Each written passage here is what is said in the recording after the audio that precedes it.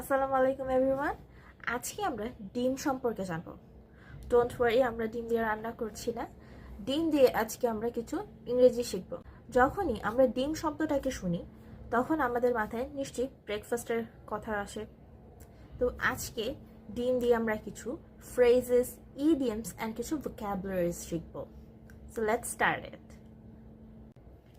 ডিমের খোসাকে ইংরেজিতে এগশেল বললেও ওয়াক অন এগশেল এই ইডিয়মটার মানে কিন্তু ডিমের খোসার উপর হাঁটা নয়। এটার মানে হচ্ছে টু বি ভেরি কেয়ারফুল, খুবই সাবধানে কথা বলা বা কাজ করা। For example, I walk on eggshells around my boss. ডিমের tray, egg tray or egg curtain. There is also an idiom about it. Put all your eggs in one basket. এটার অর্থ হচ্ছে যে কোনো একটা জিনিসের উপর নির্ভর করে সব কাজ করা।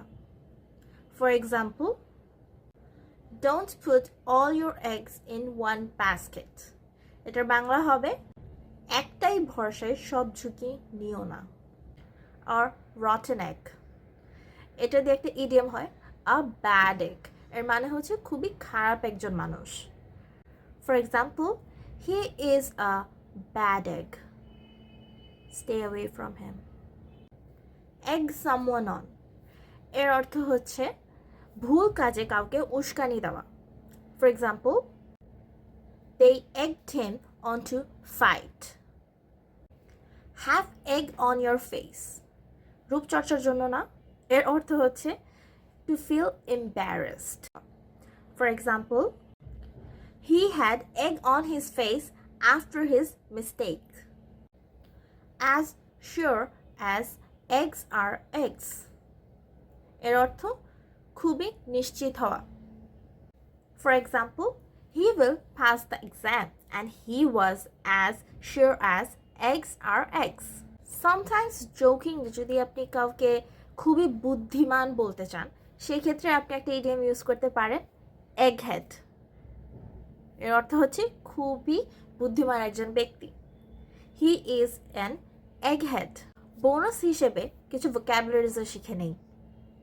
বয়েলড এগ বা সিদ্ধ ডিম, সফট বয়েলড এগ আধা সিদ্ধ ডিম, ফ্রাইড এগ ভাজা ডিম, স্ক্র্যাম্বলড এগ ঝুড়ো ডিম, পোচড এগ এগ ইয়ক ডিমের কুসুম, ডিমের সাদা অংশ এগ হোয়াইট, ডিম ফুটে বাচ্চা বের হওয়া হ্যাচ।